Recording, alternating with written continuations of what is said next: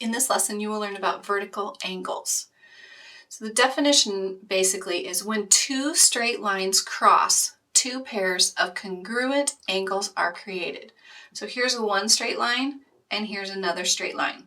Okay, and so the two pairs are here, A and C. Angle A and C are the exact same. If you were to fold this over, it would be exactly the same measure.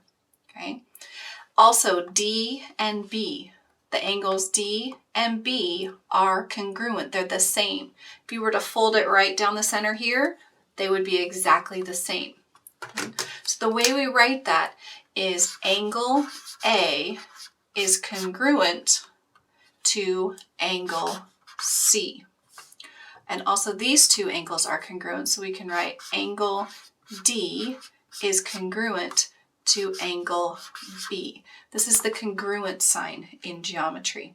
Okay, so again, when two straight lines cross, two sets of vertical or two pairs of vertical angles are created. And I can show you another example. We can do any straight line. Okay, if these are straight lines, these two angles are congruent and these two angles are congruent. Those are vertical angles.